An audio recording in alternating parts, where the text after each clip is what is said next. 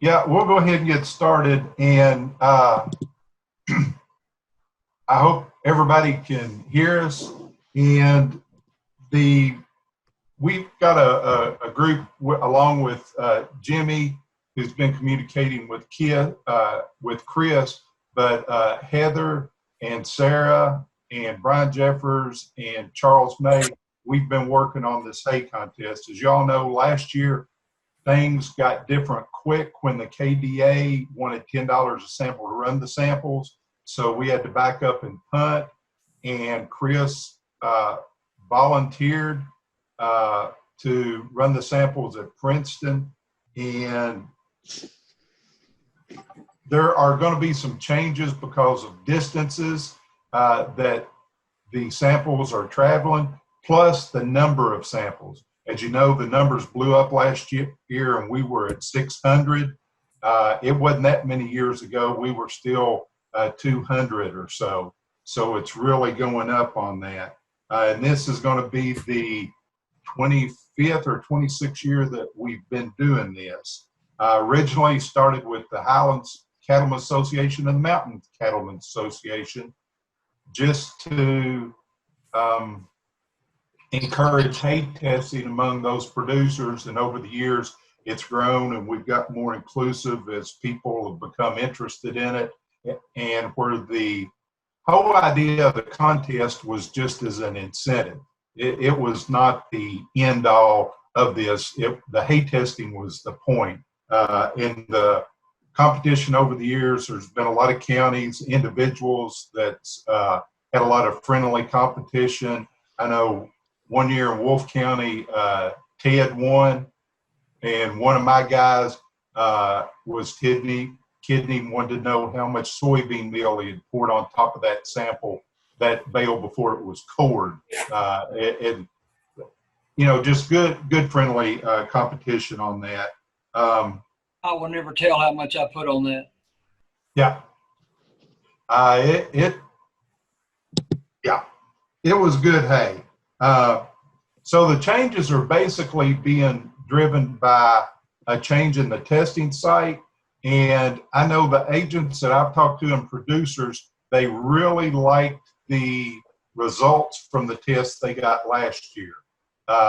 They liked that ash results on it once it was explained and they understood, and they liked a little more of the in-depth stuff on that.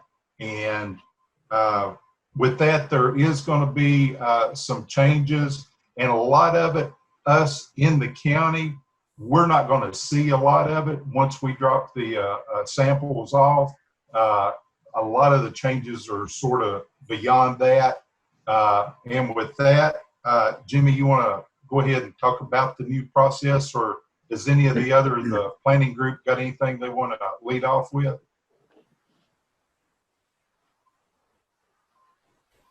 And Laura was in that too. It's just she was unavailable for a while. Yes. All right. Well, I'm going to jump into the process, and I'm going to share my screen, excuse me, and show you the entry form.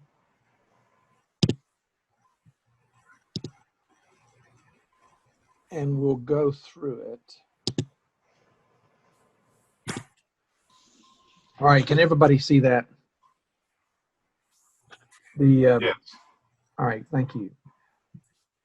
One of the first things you probably will notice, there is a big square in the upper right that says place a label here. One of the ways that we're going to streamline the process is to have a unique sample number for every sample, and everything about that sample will have that label on it.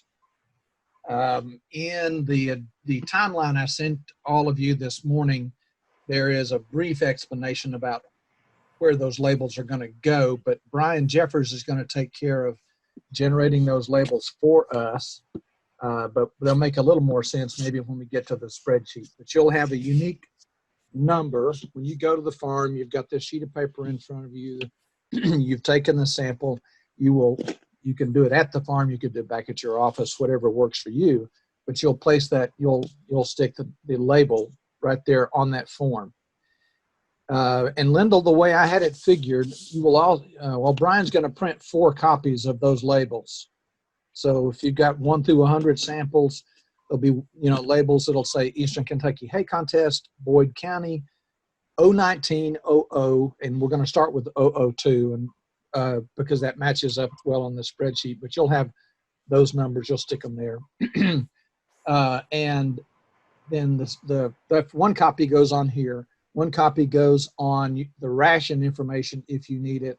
1 copy will go, the next 2 copies get applied in quicksand, 1 to the paper bag, 1 to the plastic bag. So so once we've got a label, we'll put it on this form and we'll walk through this. Most of you will recognize that you can say it's for the contest or not for the contest. You can say it needs a ration, and then you circle the type.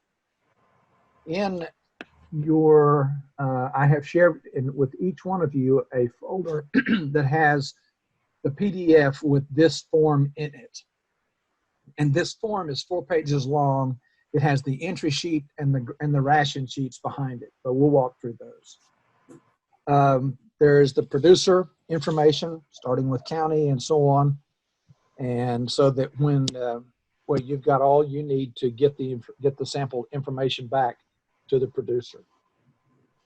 I'm going to go through the next section, then I'm going to stop for questions in case I have blown past something that needs to be covered. But the next block down called forage species is new because we found out that there are a few cases where we really need you to tell us what is in the bale. There are some types of forage that Chris is going to need to know about in order to pick the right equation, and that's just a fail-safe to make sure that we know what's in the bale or what's in that sample. You can choose the hay package, round bale, square bale, large square. And then we have 2 blocks for description. And we've had blanks where you could describe, the hay. Usually there are things like first cutting, second cutting, something about the hay. And there is some sort of a descriptor that says something about what the farmer would call it. We would have, referred to the back field or the front field or the barn lot hay. But it gives you a place to put that information so that when you get the information back on the results, you then can, when the farmer sees it, he's going to know what it goes to. Okay, I'm going to stop a second and open it up for questions so far. So I just had a question on the forage species, Jimmy. Yeah. Should we give so the way I would use the forage species for the prediction of the sample is I would have a series of equations and I would have to apply one equation to that sample. So I'm wondering if we could group those forage species or have a choice in that forage species section rather than just opening it up. It's not going to do me as much good if they just tell me it's a Timothy or something. I want to group it into one of those equations. We can do that. You just that box corresponds to an entry spot on a spreadsheet. So if you'll tell me the choices, I can make the drop down. Okay. Okay. And that'll simplify it, I think, for everybody else. If there's a check the box kind of arrangement there. Okay. Any other questions so far? Okay. All right, I'm going to make a note. Excuse me while I stop here. Hey, Jimmy, it's Linda. Yeah. On livestock species, let's say can you circle more than one species? Can you do beef and a horse, or is it limited to one species? No, you can do both. Okay. and Brian Jeffers needs to, make sure I'm correct here, but the really important thing is every piece of paper, everything has to have that unique number on it. So if you do beef and horse, then maybe you've got a label for the beef one, but you need to handwrite that number somewhere on the horse one. But you only have one sample, right? You got one sample, that's right. But see, whenever those forms go separate places. That's the kitty. It's dirty. And just real quick, the numbers, those unique numbers, is going to be your county number that we use with soil test. And it'll be like Boyd County's is 019 dash, and then that second number will start with 002, go 003, 004, and those will relate to the line on the spreadsheet. So that's how those unique numbers will be generated. Buddy Hick. Buddy Hick. All righty, hang on just one. Oh. All right, so are we ready to go on? Jimmy, who's going to enter all this data? Each county is going to be responsible for entering their county's data. Is it going to be into a shared spreadsheet, or will it just be a Excel spreadsheet at the local county level? It'll actually both. I've created folders for every county, and in those folders they have this entry form that I'll now correct, because we'll have the drop down for species, and it has their own copy of the spreadsheet. And all they have to do is enter the data and save it. I can go in and get it. Okay. All right. The next part is the hey class that you're going to mark that that they're going to be in if it's going to be in the contest. And Linda, we've already had a question this morning and I'm looking here at the instructions that says each producer may enter one sample in each of the following contest categories. So does that mean that they can only enter one alfalfa grass, and so on in the contest? Remember, we talked about this last Friday. There is only if they enter 3 alfalfa grass samples. Okay. Only the one that scores the highest will be considered in the contest, because only an individual producer in each category can get one ribbon or one placing. Yeah. They can't get first, second, and third. In the same class.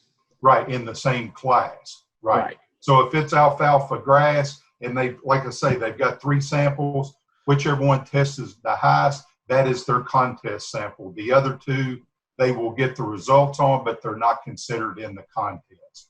Okay. Then I will correct that instruction there to say that they can enter as many samples in each class as they want, but only one only the best one will be a winner or whatever, something like that. Because the way it looks is it looks like you're limited to 1 sample per of each type. Well, Brian, Sarah, didn't we talk about that last week? Yeah, we did, and I don't think that'll be too hard to keep straight, because once we start to sequence them by the top performers, we're only looking at 3 places, so it'll be easy to catch a duplicate. I don't think we have to make any kind of step along the way to enforce that, for lack of a better word. But yeah, just to say, only highest testing result in each category will be can be a winner or whatever. Jimmy, you're magical with words. You'll make it work, I know. There you go.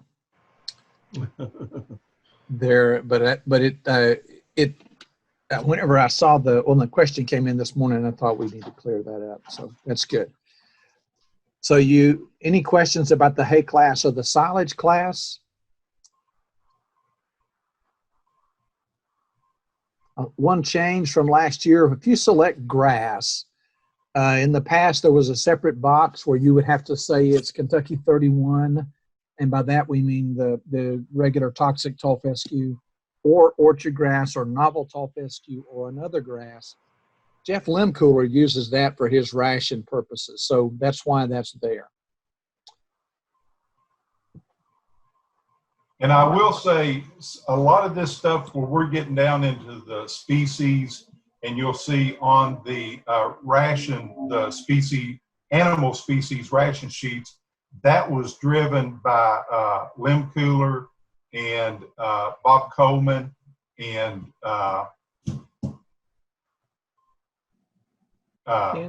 Ken Andrews. yeah, Ken in what they need to really give a good ration back.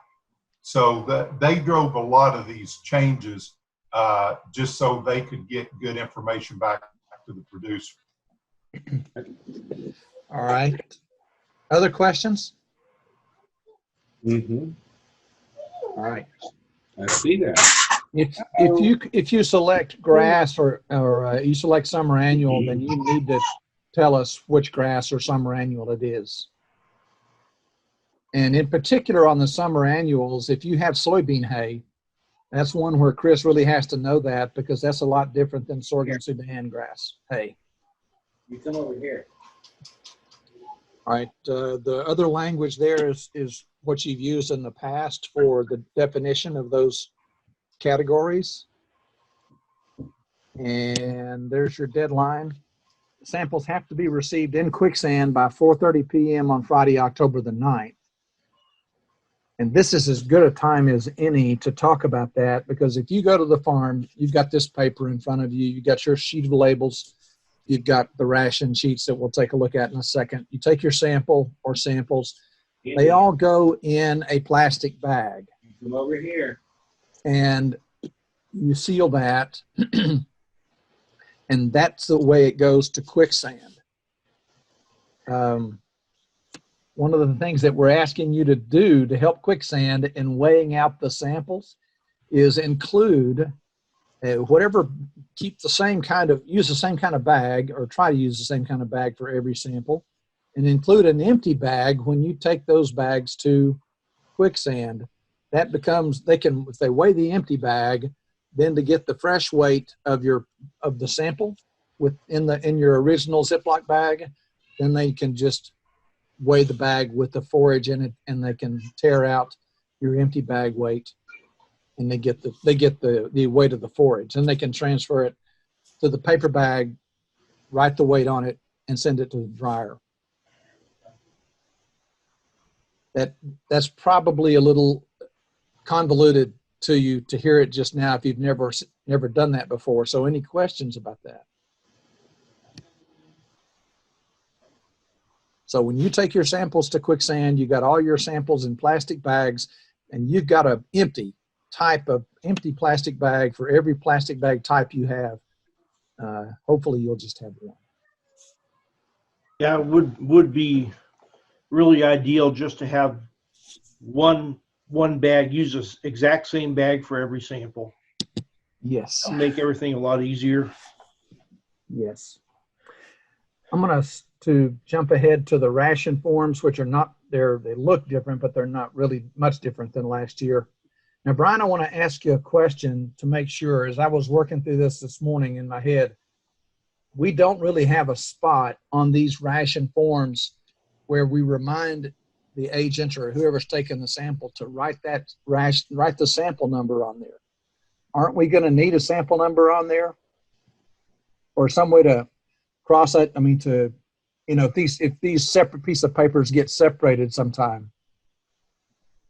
Was the plan to have the ration information on the back, though, of the entry form? And so, am I remembering that correctly? Of course, the only fly in that ointment would be Linda running rations for 2 different species, and that might complicate a little bit. And like you said, she'll have to handwrite the number on there. So she may need to put on anybody that I think runs rations for 2 different species on the same sample will, number one, need to write that sample number again on the other sheets. And number 2, it'd probably be good if they also wrote, duplicate or something like that, so that we know that they're not running all that front information on there again, and just say, okay, we're going to run number 75 out of Boyd County a second time. This one's going to go over here to Bob and get the ration made for it. But I think all the ration stuff's just going to be on the back of the entry form, and I don't think we'll have to do anything to track the ration page. Yeah, is that correct? But Brian, though, remember and this is going to be another change in that the paperwork does not go with the sample. So what's going to happen is when us or our administrative assistant enters all the information into the spreadsheet, that gets mailed to Jimmy and then on to Chris, and it goes wherever. The hard copy sheets that we'll fill out, we are to scan. And Jimmy, are those sent to you also? Yeah. And those are going to just be one side. I mean, on the scan, you can't help identify that they're two-sided. So that's a good point. I hadn't thought about that. We probably are going to have to handwrite on if a ration is wanted. I'll change the form to so there will be a place right in that header for the sample number to be written in. Yep. So that you'll know, and so we can that'll work. Right. So yeah, just to reemphasize that for all the agents, the paper copy does not go into the bag to go to Quicksand like it has. As long as that bag has got one of these labels that Brian will get to you on that bag, then that's all that's needed. Everything will be tied back to the spreadsheet. All right. I'm going to move through this a little quickly. Most of you, or the most numerous type of ration requested last year was cattle. And we've got the growing cattle up top and expected rate of gain. We have the more mature cattle down here in this group, and you select that. The concentrate and protein supplement are mostly just the same as last year, in past years, except we added here in the concentrate side something called custom mix. A lot of the supplements that people can buy are two-way or three-way mixes. So if you're going to use one of those, please specify what is in the mix, both the ingredients and the proportion, and you can write that in here. On the protein supplement side, you've got the same choices as before. I'm thinking we had protein tub before, but one thing we've added this year is that if you've got a protein tub or any other strange feed that you're going to supplement with, take a picture of the label and send that directly to Dr. Limcooler. And as with everything else, that's somehow you need to make that sample number needs to be referenced to that label.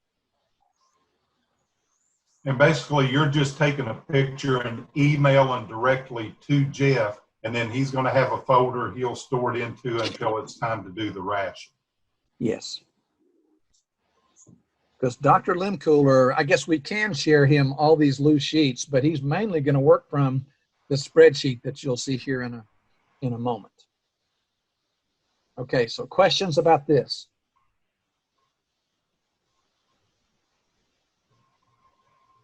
All right, I'm going to move on. The next one page in order. I would just say that when we're going through this process, if you do have any questions or get a little bit confused, Jimmy will be available 24 hours a day to answer your questions. That's exactly right. All righty. Goats. Again, really, this is the same information with a little more space for you to write in. We have added breeds of goats, or a couple more breeds of goats here, because Dr. Andrews needs that for his ration program. A lot of the same types of things you've seen before for concentrate and protein supplement. Looks a little different, but we've given you plenty of ways to indicate what kind of commercial feed the producer wants to use, other ingredients. Here's a place on the right-hand side if you've got a custom mix of ingredients, please specify the ingredients and the proportion. And Dr. Andrews has two additional questions about Do your goats have access to pasture during the time they'll be fed this hay? And is the pasture hilly, rolling, or flat? Okay. Horse information is the same as Bob has used for some time. Again, it looks a little different. There's a little more room for you to check the box and write the weights. So I'm not going to go through that line by line. His concentrate and commercial feed looks a little different than the others, but this is the way he had it organized before. And those are your choices. Again, we made sure that if you've got a commercial feed, that you've got a way to tell Bob all you can about it in that section. And then at the bottom, you've got a place to select other feeds that are being used. Okay, kind of quickly through that section.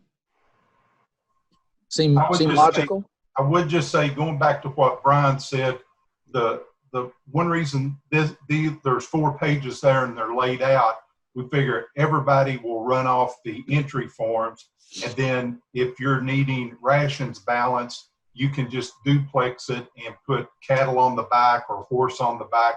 You don't have to do all 4 pages for every sample. Just pick and choose. The majority of mine will just be one-sided with the entry form. And I won't even worry about duplexing, but I'll have a few of them in case somebody does want a ration balance.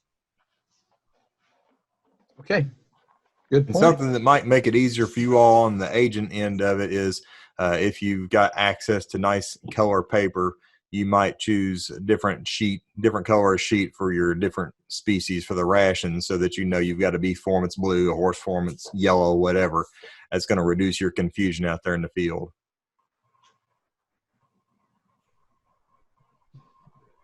Good point. All righty. I'm going to stop sharing that screen. And while I'm moving to the next screen, any questions so far? New questions, maybe. Hey, Brian, it's Philip. Are you printing off the labels? Are you going to send me an Excel form, or how's that part working? We'll just go ahead and mail them because, and we'll get to this in a minute, but we're not just using ordinary Avery labels here. These are water-resistant jobbies that Jimmy has done a field trial with this week to make sure they can handle the days in the dryer that these samples will be subjected to. We don't want the glue to get soft and fall off. So that's part of what the fee is going to cover, because we're just going to buy them all together and I'll get them printed up with the estimated number of samples that you have already. Good question.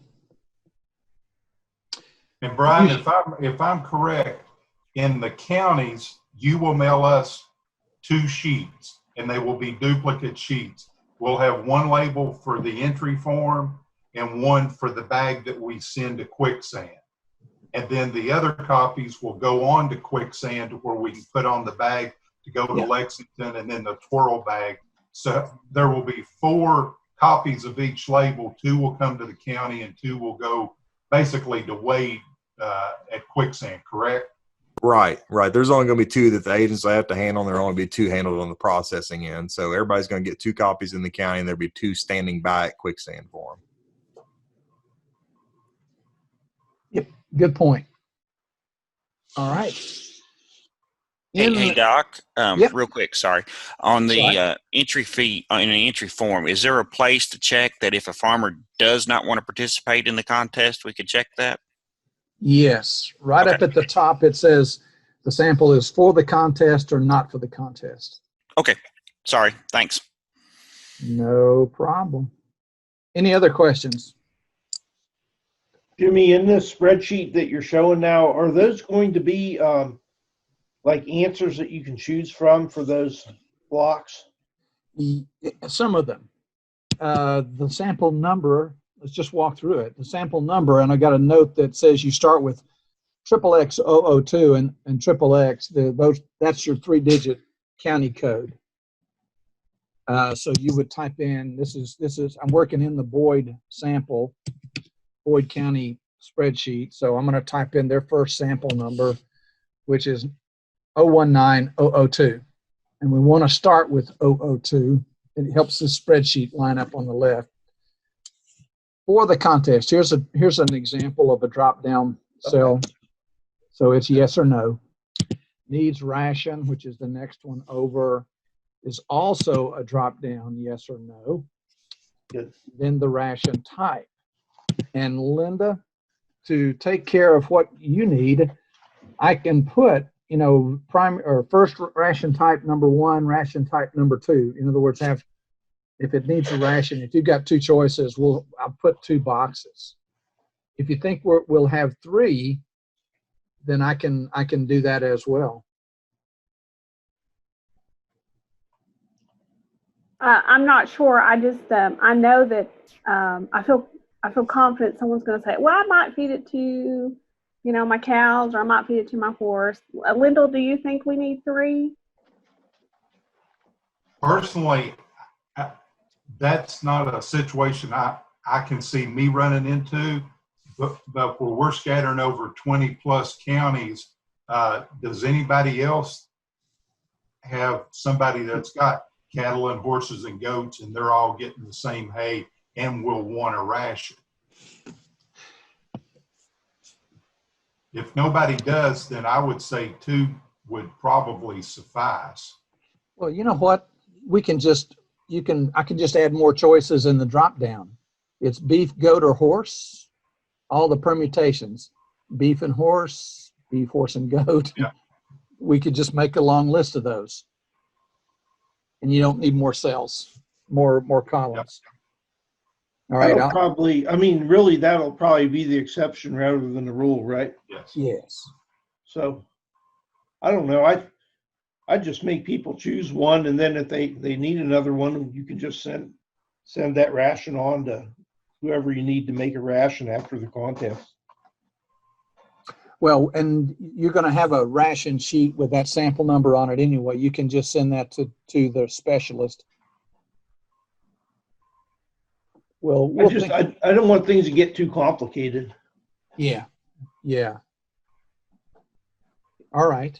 So I need, you know, which way do you want to go? Do you want to have all the choices in the ration type cell, or do you want to just handle those few cases where you might have two rations needed and handle that just manually? Personally, out of all the changes we're making and the chances to make mistakes, having additional choices on a drop-down menu, I don't think is one of them. I can handle that. Okay, so just keep it like it is. I would go ahead and add the duals, Okay. like beef, goat, beef, horse, goat, whatever, because that's just going to be a couple, but I don't think there's much, nobody spoke up for a need for 3. Okay, I'll add the duals. Okay, sounds good.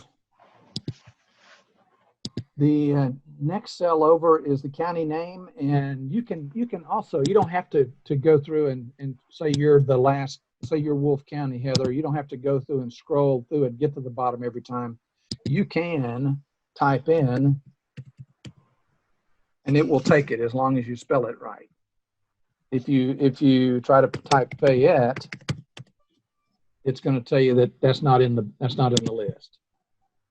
So you get your county name. Then we get into fields where you fill out whatever's on the form: first name, last name of the producer, phone, address, and the city, and the zip, and the email. Species, Chris, we're going to make this one a drop down with all of the choices that you send me. Okay. Okay. Bale package, let me create some more space here on this spreadsheet.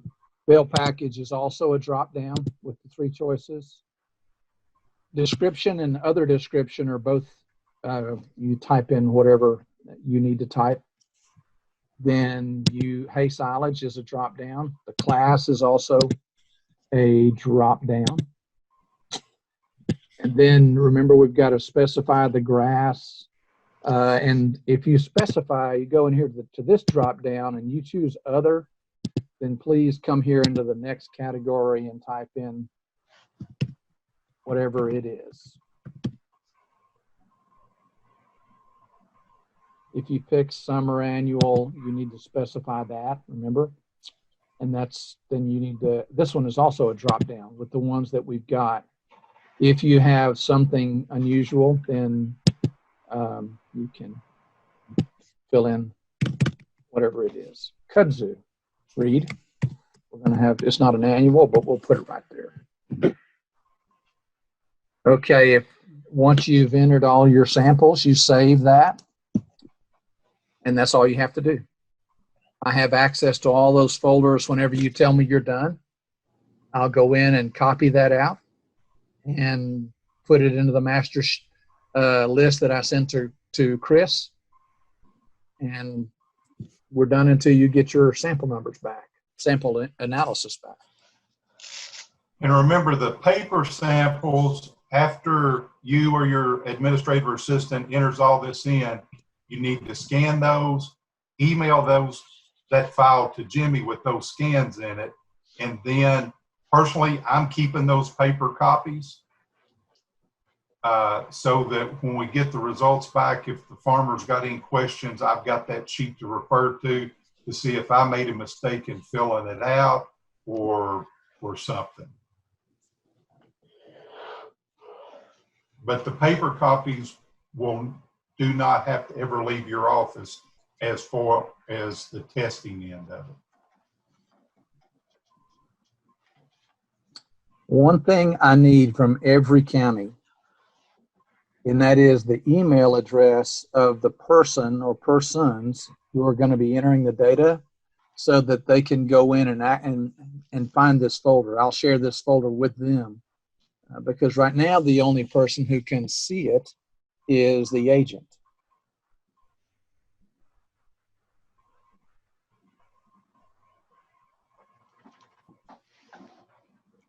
Another situation we thought through or came across the other day, if you are taking samples in another county or because an agent's not there or as a favor to an agent, give it one of your county's lab numbers. Don't try to do anything with, make it one of your county lab numbers, but when you come over here to the county name, I think, is Rowan open right now? Yes. Okay, so I'm going to put Rowan in there. So say Lyndall makes a special trip and he's going to go over there to Rowan. You don't have to, you just put a number on it from your list of numbers, but when you get to the county name, write that in correctly or type it in correctly. And we can handle it from there.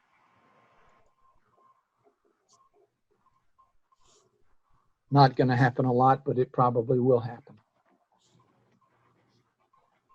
Okay. That's the process. It's quite a bit different than years before. So happy to take questions now or later. If you don't have questions now, then we can go on into more about the process, more about the timeline, and the rest of the agenda items for today.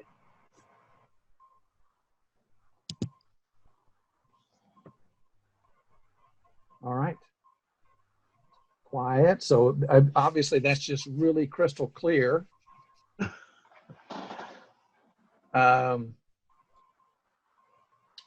Lyndall, have you got the agenda in front of you? I do now. Deadlines is next. Deadlines is next. Yeah, I sent an email this morning, and let me bring it up myself.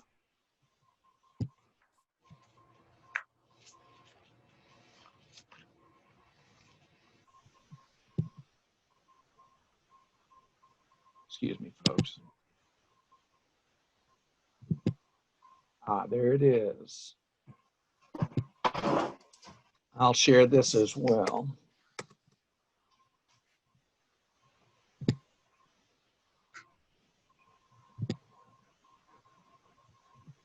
Hey, Heather, why don't you just go ahead and talk about that while Jimmy's getting ready?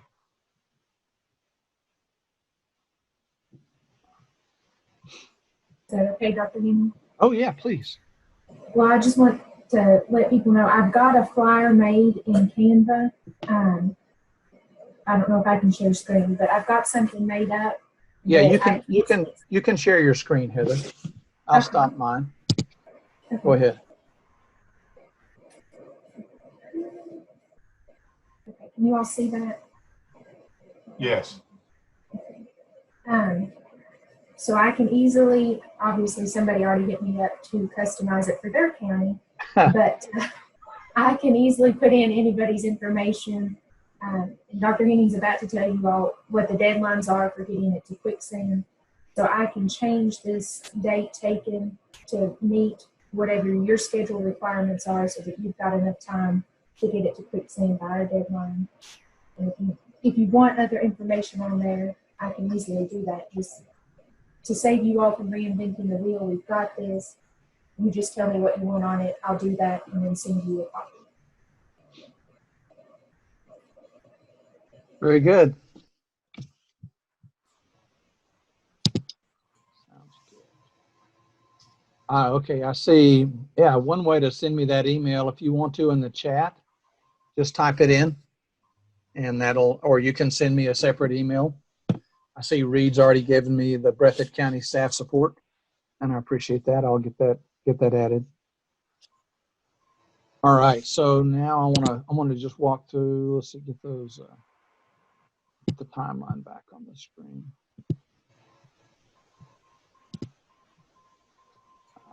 Let's see if this is.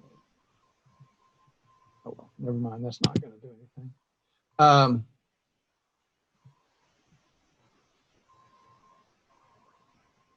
We said that the samples have to be in Quicksand by the end of the afternoon on Friday, October the 9th at 4:30. As Brian said, I'm probably going to get this wrong in this email, but I'll send a correction. You're going to have one label. He's going to send you two labels. One's on the paper copy. One's on the plastic Ziploc bag that the sample is in that goes to Quicksand.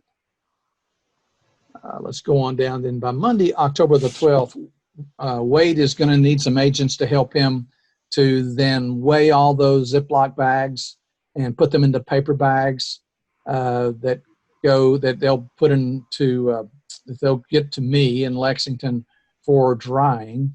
And remember, that's where you're going to need to send an empty copy, an empty example of the bag you used to put your forage samples in so that he can have a tare weight. So on Monday, October the 12th, we'll weigh all those samples and they'll come to Lexington. They'll dry all that week in the dryers here on campus. The next Monday, I'll take the samples to Quicksand, October the 19th. And then the agents are going to need to help Wade with the grinding in Quicksand. I've got 4 grinders that I'm making sure they're in operating order, and they'll be there in Quicksand to grind samples. I put the next week in when it was, this is pre-COVID, when we were going to have live grazing conferences, because that keeps us, Chris in particular, out and not able to work on the samples. So Chris, you can address whether or not that's going to be what's going to happen during those weeks. But we had given you from November 2 to November 13 to do the NIR work in Princeton and we're going to do the ration samples first so we can get that information to Jeff and Bob and Ken. And then we had tentatively set the awards presentation for November the 19th. We're not sure how we'll do that now. And again, COVID has made that a little bit up in the air. So we'll do that however you want. But that's the schedule. And for that Monday, October the 12th, where agent help is going to be needed, and that the 19th, 20th, 21st, whatever, as we get closer, we'll send out a doodle poll to all the agents that they can volunteer on those days or a couple of days to come down and help get all that done. Hey, Wade, on Monday, to get all of those samples weighed and put in the bags to get ready to go to Lexington, how many agents would you anticipate needing on that Monday? Well, typically, if the samples come in as they have in the past, I shouldn't need a whole lot of help because I can usually, they don't all come in at the same time. So that gives me time to, and I'll have the same bag. I've got the paper bags that'll all be the same to get the weights. And so, I mean, if they don't come in all at the same time, I should be okay there. I may not need any help. Okay. Well, just let us know if you do, and we can get a couple show up to help. But I know that week of the 19th, that's when we're going to need, if we got 4 grinders, typically we've got, what, 2 people per grinder? No, 1 person per grinder. Okay. So, yeah, I mean, that's when I'll need the help the most is during the grinding process. So if we can get 4 people per day down there to help you, then that's what you need. Yeah, if Jimmy comes up with 4 grinders, I've got 1 here. So, yeah. Okay. All right. Like I say, we'll get a doodle poll out to the agents to solicit volunteers on those days as we get a little closer. One question, this is Charles. If you're weighing those in paper bags, do we need to send a plastic one with them, Wade? Well, are we going to transfer the samples from Quicksand to Lexington? If you'd rather have them in plastic bags? No. Send that empty plastic bag, Charles, that's just like the one that has your samples in it to Wade, because what Wade will do is weigh, it's easier, I think. And Wade, you can tell me, because you want to put them in the paper bag and then weigh it? That's normally the way I do it. Okay. All right. But if you think it'd work better putting them in plastic, we can do that as well, either way. No, we probably don't. I mean, no, that's fine. You can just then skip the empty plastic bag, Charles, and just send the plastic bag. You don't have to worry about the tear bag. Yeah. I mean, at some point, we'll let Wade handle that on his end. Yeah, all those extra plastic bags, that was a budget blower.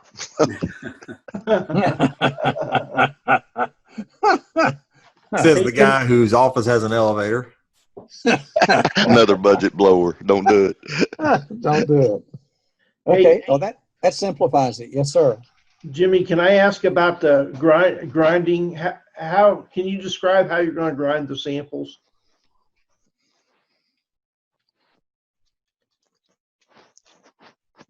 With the cyclone grinders? Yeah. So, are you, Wade, so you're going to have a cord sample, so you're not going to put them through a Wiley first, you're just going to put them through the cyclone directly? Yes. And are you grinding the whole sample? No, normally we just grind enough to make sure you have enough to do your analysis with. Some samples, and you guys can do it however you want, but one of the issues with the cord samples, if you've ever looked at a cord sample in a plastic bag, is that if you get pretty bad particle separation. So the best way to do it is to grind the whole sample. Whether that's feasible or not, I don't. It's probably not feasible for this contest. I don't know, but I mean, you've got to be careful that you don't get all coarse particles. If you get all coarse particles, the quality of the analysis is going to be lower. If you get all the fine particles in the bottom of the bag, it's going to be higher, of course. So I don't know a good way to, I mean, ideally you either grind the whole sample through a 2mm screen on a Wiley, and then then it's homogenized and you can take a subsample of that and grind it through the UD. In the other way, which isn't as good as you quarter the sample, which you would lay it down on a sheet of paper, the sample, and then separate it into quarters, and then keep a quarter. Yeah, we could do that. I mean, a lot of times we'll grind the whole sample because there's just not enough sample there. Right. Sometimes you'll get a gallon bag full. So yeah, we could quarter it and do that. Yeah, and there's a procedure for quartering that I can send. And the idea is that you don't get you reduce that particle separation. Right, yeah, I understand, separate yeah. with Ordering. Good. All right. So Wade, when you're handling samples, you're going to have you're going to have a bunch of labels that Brian will have printed for you there at Quicksand. Right. One copy will go on the paper bag, and that all comes to Lexington. When we bring it back, you'll use the fourth label when you grind it into a whirl pack. Right. Okay. All right. All right. So, all right. So that's the timeline. Any questions about that?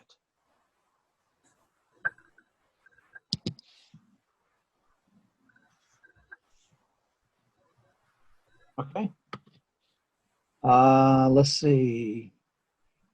On the agenda, we had talked about talking about the cost recovery that we're trying to do this year. So, Lyndall, you want to walk us through that? Yeah, well, actually, Brian's down for the funding there. Oh, he's down for that? Okay, my bad.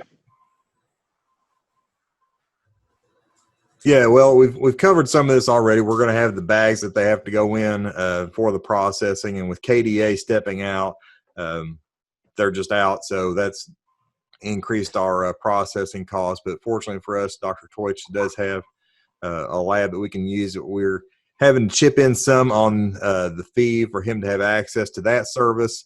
And then also, of course, we got the Whirl bags. We've got these labels I'll be buying. Like I said, these are not ordinary Avery labels. Please don't put anything like that on those. Well, we won't have anything like that go through the dryers. So, you know, we're 25 years in on this thing. We've done pretty well so far. What we're shooting for is about $2,000 to go toward all of this. And that is going to help us cover those costs.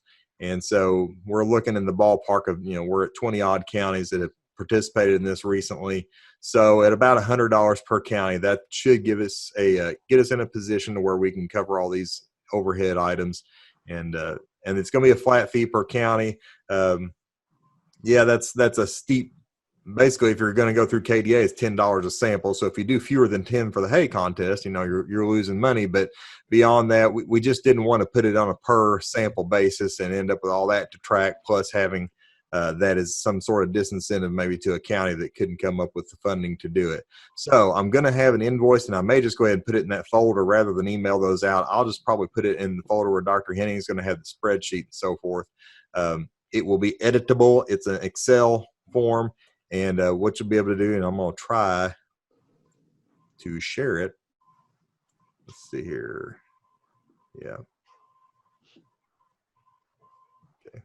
Y'all see that? Yeah. Okay. We're going to run through the Highlands Beef Cattle Association. I've talked to them. They're willing to handle the money.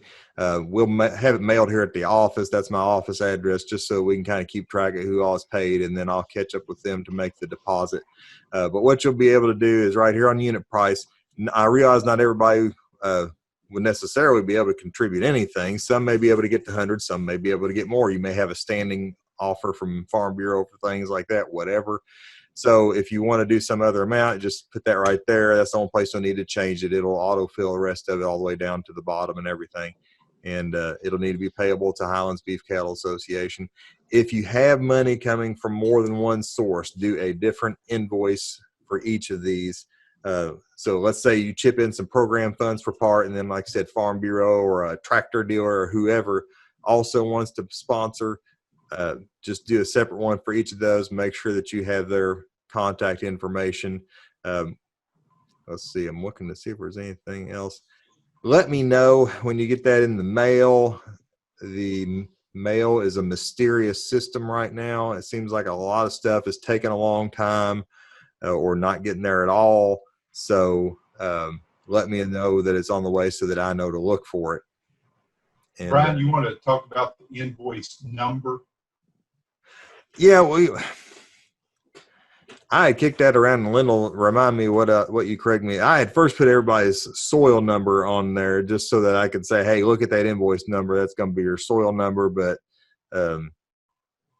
what was it you suggested, Lyndall? Just leave that blank? I can't remember what we decided. Well, you're going to put the county number and then maybe -1 or -2 in case, you contribute some out of program funds and then you get a donation from Farm Bureau or something. There can be a little differentiation. Yeah, that's what it was. And so that's like I was saying with the addresses, make sure you're doing a separate invoice for anybody else that contributes, and then county sample, like we're 115. So if I had money coming out of my program funds, that money would be 115,001. And then if Farm Bureau kicked in, they'd be 02, whatever. But yeah, if you get your sample number on there, that will help me. And I'll send out instructions when we get this thing ready to upload. If there's any excess left, we are just eyeballing this. We don't know for sure exactly what this is going to cost because it's repairs on those grinders and so forth, and we may not break anything. But if we do break something, we want to be able to repair those, get them back online. So we may go a little under, may go a little over. If there is money left over, we will have that set aside with Highlands to make sure that that is plowed onto next year's contest so that we can continue to perpetuate. And so that, we may have to adjust the dollar figure next year. But that is basically it on the invoice and the funding. I'll be ordering the labels here centrally, and as Wendell said, 2 will come to you in the county and 2 will be parked at Quicksand. So along the way here, I'll be emailing everybody for an estimate on how many samples they figure they'll have. Be liberal, it's fine if you think you'll have 30 and ask for 60 labels. That's all right. It's easier than having to go back and do it again later. But the repairs, the lab fee, the whirl bags, and repairs on machinery are mainly what we're looking at covering with this. And Brian, if I'm not mistaken, the labels we're looking at getting come 30 per sheet. Mm-hmm. So basically you're going to get increments of 30. Yeah, that'd be the easiest thing to do. Just give me, and I'll put that in the email too when it comes time to order all this good stuff. Just tell me in multiples of 30 an estimate of how many samples you think you'll be using this year.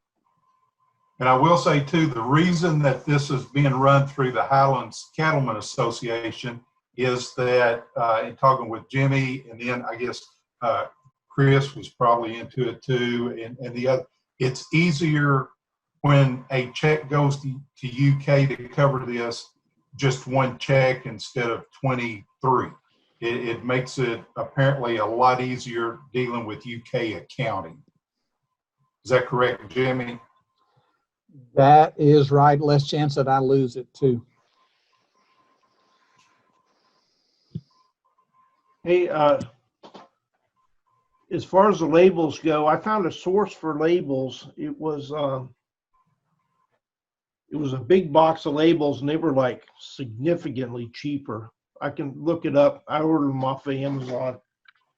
I can send you that information if you want. It's a lot cheaper than buying a package of 20 sheets of labels. Are they the weatherproof type? Yeah, they're the Avery 5520 weatherproof. Okay. Yeah, you can send that to me. I'll check into it. Okay. And Chris, I know on the Avery website, I think it was $70 for 1,000 labels or something. Yeah, it's cheap. Yeah. Yeah, and it's not 5520. 5520 is a 2x4 label. Okay. It's some other number, and I sent it to you, Brian, because I went on the Avery site this morning, and it's like 90400 or something. I don't know. I think they're a 1 inch by 2 5/8 or something. So Yeah, the 30 per page. yeah, It's a 984-200. Yeah, okay, there we go. And they're 1 inch by 2 5/8. It's a weatherproof white film material. Yep. Okay. Very good.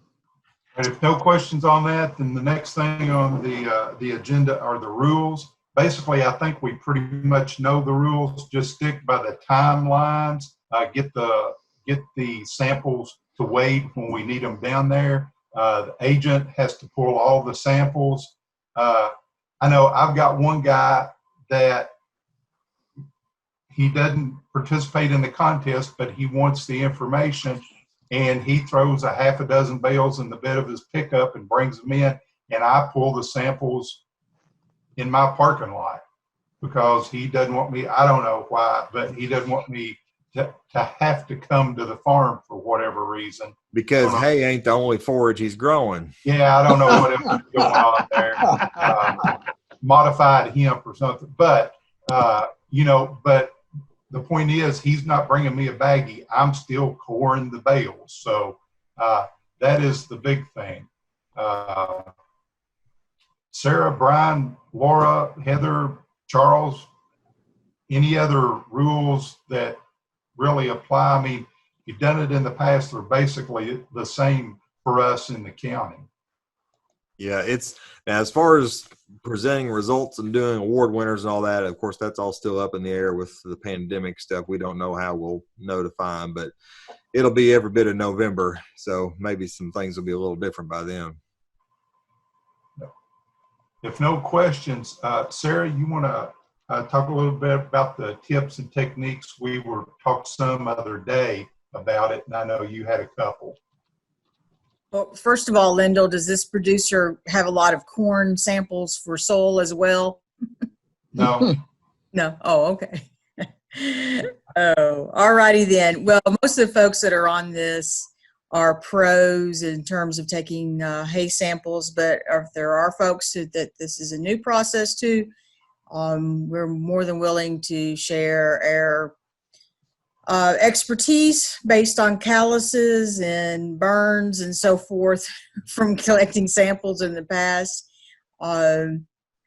We have everything from when I first started doing this, it was a hand thing that we were having to pull the cores with.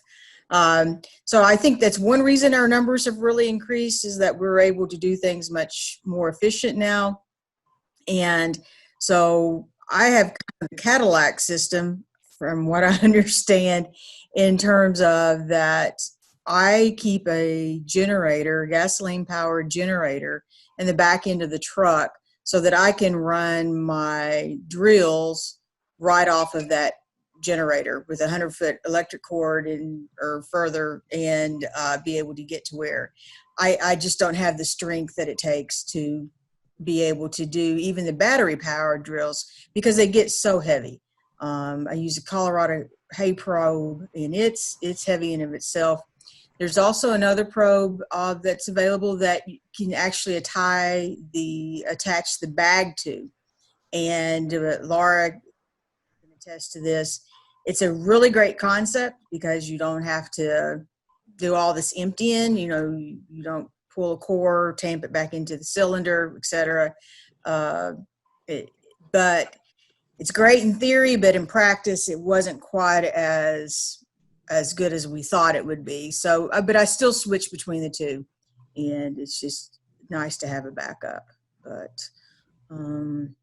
so battery operated drills are great, but they do zap the life out of the batteries quickly.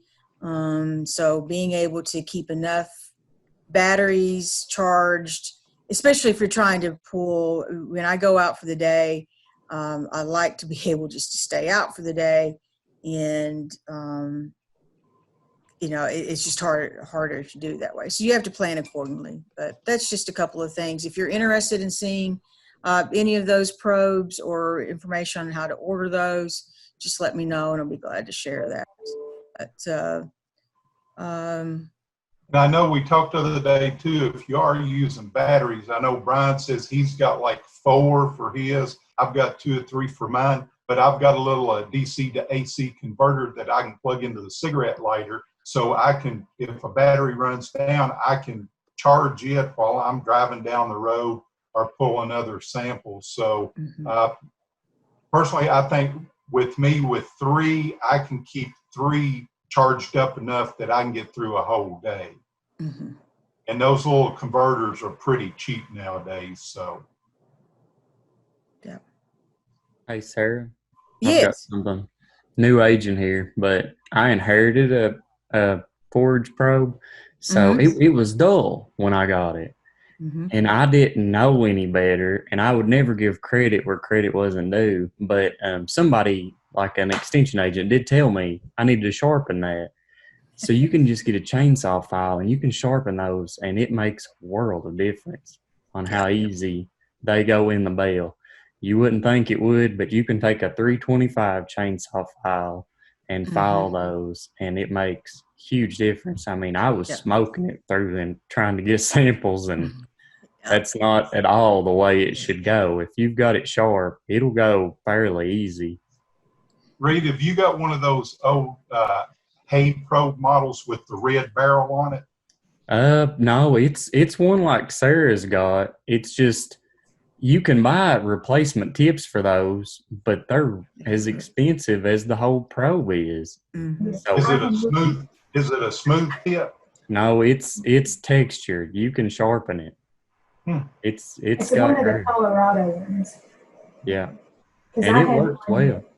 That Daniel had bought, and it was the barrel that could hold like 15 cores, which drains your arm energy and your battery energy. And it was getting dull anyway, so I looked into just replacing the tip on it. The cost of the tip, I was able to buy a brand new probe that will hold maybe 2 or 3 cores. So I just got a new probe instead of trying to handle that brute force thing. It was just, that was too Ours much. called, Linda, we got the Penn State one. Is that what everybody calls ours? And ours has got a little threaded tip. It's a little, it's got a texture on, like you're talking about, Reed.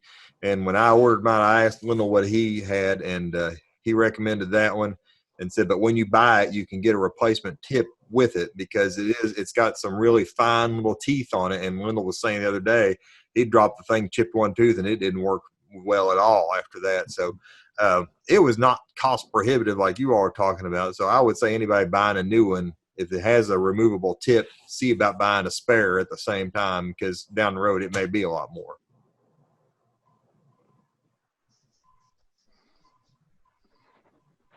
Like a lot of people have dropped off to go to our district staff meeting.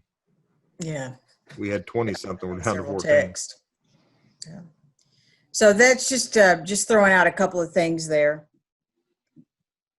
And then I think Dr. Henning was going to talk a little bit about what makes a good sample. Yes, and of course it's your contest, and I think you've not had, well, you've sometimes taken 3 to 5 cores and make up your sample for the contest, but the best samples are representative. So sampling from the butt end of square bales, from the round side of round bales, sample as many bales as you can, and even up to 15 and 20, but that gives you an excessive amount of material. So just, sample the number of bales, 3 to 5 that you need to in order to get a representative sample. One other thing that I would just throw in here, running out in the left field, if anybody left on here would like to host the live results contest, if we are able to have one in person, feel free to volunteer. Not all at once here now. I think the odds are it's probably going to be virtual, but yeah.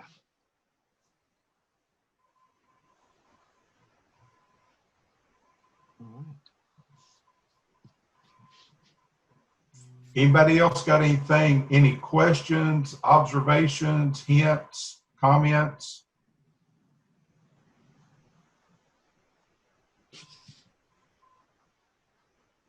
If not, I guess we're finished. Okay. I will, I'm going to re-record the video that walks you through the sample form and the spreadsheet because we've made some changes. So I will get that done and send that out to you by email. And that way you'll have something to go back to. You can, your staff support can also look at it too for the spreadsheet stuff too. So, And just remember, all these files that Jimmy send you with the entry form and the spreadsheet stuff, that's coming into your OneDrive through Office 365 or whatever. So that's where it's going to be located, and that's where your administrative assistant will be able to access it, the one you give the email address to Jimmy from in her OneDrive. And I would really ask, and I would love it if somebody would go in and enter some information and save it and tell me you did, so I can make sure that that's working. Computers ought to work, but computers sometimes don't work. Yeah, they're about as dependable as the Postal Service nowadays. Yes, it is. Yeah, if you send me your staff support. Thank you. I'm sorry, go ahead. No, when you sent the staff support in the message, please remind me of the county. I almost know your counties. It's been a long time since I was director, and I did know your counties and names. Good enough. Sorry, Hey, sir. Go ahead. I just wanted to say a thank you to Dr. Henning for all of the work that's being done on this and the other agents. It's taken a lot of minds and really appreciate everyone's time and commitment on this, especially yours, Dr. Henning. My pleasure. Anytime I can get 640 samples taken in a year, that's great stuff. Hey, Dr. Haney, is there any reason that we couldn't take some samples before we get the labels, as long as we're kind of keeping track of that? Yep. Yeah. No reason not to. And just make sure we've got it labeled some way and then put on the labels once we receive them. As long as you know, you can associate the plastic bag with your paper copy of the entry form. Okay. Sure Thank can. you. Thank you. Thank you. Hey, Brian, do you have a time frame in mind or a guesstimate on getting these labels and getting them numbered and out to the counties?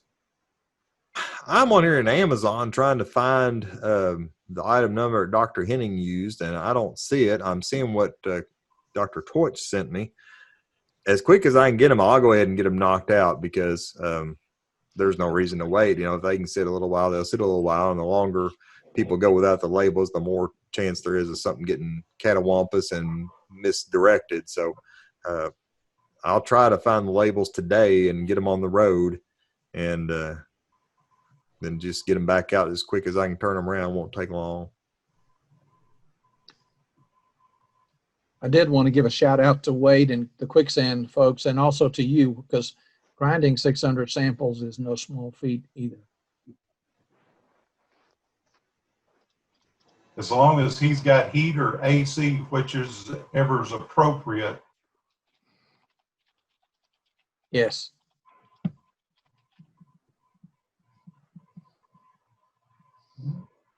Anything else?